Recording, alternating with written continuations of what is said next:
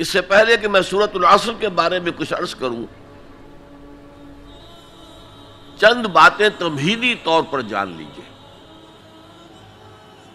Number ایک،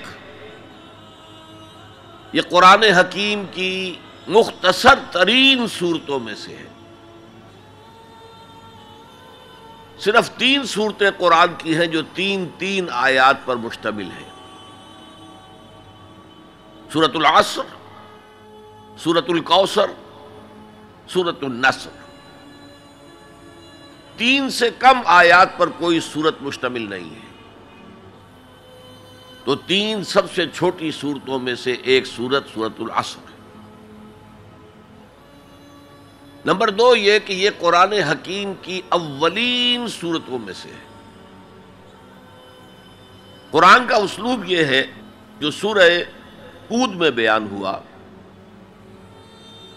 کتاب احکمت آیاتہ ثم فصلت من لدن حکیم خبیر۔ یہ ایک ایسی کتاب ہے کہ جس کی آیات پہلے محکم کی گئیں اور پھر ان کی تفصیل بیان کی گئی اس ذات کی طرف سے جو حکیم اور خبیر ہے۔ ابتدا میں قرآن مجید کی چھوٹی چھوٹی صورتیں، لیکن یہ چھوٹی چھوٹی صورتیں مضامین کے اعتبار سے، حکمت کے اعتبار سے، ہدایت کے اعتبار سے اس محاورے کے مانند ہے کہ دریا کو یا سمندر کو کوزے میں بند کر دیا جائے۔ تیسری بات یہ کہ یہ قرآن حکیم کی جامع ترین صورت ہے۔ میرے انداز بیان کو پہچانیے، پہلے میں نے کہا یہ قرآن مجید کی مختصر ترین صورتوں میں سے ایک ہے، پھر میں نے عرض کیا یہ قرآن حکیم کی اولین صورتوں میں سے ایک ہے، اور اب میں کہہ رہا ہوں یہ قرآن حکیم کی جامع ترین صورت ہے۔ قرآن مجید کا موضوع ہے ہدایت۔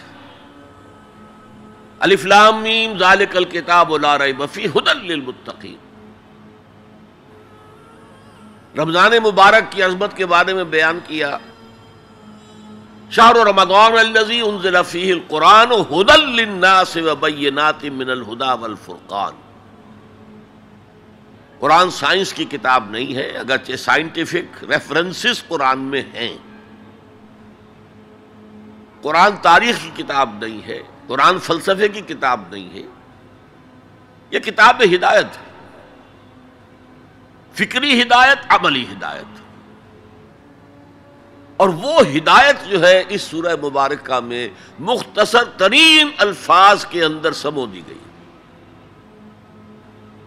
چنانچہ میں یہاں آپ کو امام شافعی رحمۃ اللہ علیہ کے 2 قول سنانا چاہتا ہوں جو اس سورہ مبارکہ کے بارے میں ہے۔ آپ نے فرمایا لو تدبر الناس هذه السورہ لوسعتهم۔ اگر لوگ صرف اس ایک سورت پر تدبر کریں، غور کریں، سوچیں، فکر کریں تو یہ ان کی ہدایت کے لیے کافی ہو جائے گا۔ اس سے بھی زیادہ بڑا قول جو مفتی محمد عبدہ نے اپنی تفسیر پارہ عم میں بیان کیا ہے، لو لم ينزل من القرآن سواها لکفت الناس۔ اگر قرآن میں سوائے اس ایک سورت کے اور کچھ نازل نہ ہوتا تب بھی لوگوں کی ہدایت کے لیے کافی تھی۔ اسی جامعیت کی بنا پر صحابہ کرام کا ایک طرز عمل امام رازی نے لکھا ہے، کان الرجلان من اصحاب النبی صلی اللہ علیہ وسلم اذا التقیا لم يتفرقا حتى يقرأ احدهما على الاخر سورة العصر ثم يسلم احدهما على الاخر۔ نبی اکرم صلی اللہ علیہ وسلم کے صحابہ کا معمول تھا کہ جب وہ باہم ملاقات کرتے تھے تو اس وقت تک علیحدہ نہیں ہوتے تھے جب تک ایک دوسرے کو سورۃ العصر نہ سنا لیں۔ اس کے بعد وہ پھر سلام کرتے تھے اور اپنے اپنے راستے پر چلے جاتے تھے۔ یعنی تذکیر کے لیے، یاد دہانی کے لیے، ہدایت کے جملہ مراحل کو واضح کرنے کے لیے ایک ایک لفظ میں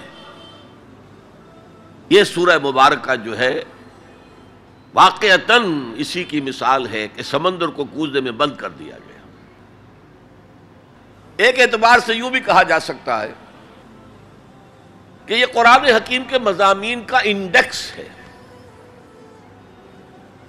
قرآن میں کچھ تاریخی واقعات بیان ہوئے ہیں، کچھ ازل کی باتیں بتائی گئیں، آدم کی تخلیق کا مرحلہ بتایا گیا، آدم و ابلیس کا قصہ بیان کیا گیا، پھر بہت سے انبیاء کے حالات بیان کیے گئے، پھر ہمیں آخرت کی خبریں دی گئیں۔ ان سب کی طرف اشارہ ہو گیا والعصر، زمانہ گواہ ہے، ان الانسان لفی خسر الا الذین آمنوا۔ اب یہ ایک بہت بڑا عنوان ہے قرآن کے مضامین کا، بہت جامع عنوان، آمنو، کن کن چیزوں پر ایمان، کس انداز میں ایمان، یہ تشریح قرآن میں ملے گی آپ کو مکی صورتوں کے اندر۔ وعملوا الصالحات، تیسرا مضمون کیا ہے؟ اچھے اعمال، صالح اعمال، اسی کی تفسیر تو ہے، اخلاقی تعلیمات ہے، بیسک ہیومن موریلٹی کا تذکرہ ہے، پھر شریعت کے احکام ہیں، یہ کرو یہ نہ کرو، یہ سب کیا ہے؟ عمل صالح کی تفسیر ہے۔ وتواصوا بالحق، یہ کیا ہے؟ یہ مختلف عنوانات سے قرآن مجید میں مضمون آیا۔ کہیں اس کو کہا گیا امر بالمعروف نہی عن المنکر، کہیں سے کہا گیا ادعو الی سبیل ربک، اور اس کے اوپر مفصل مضامین ہے۔ اور وتواصوا بالصبر،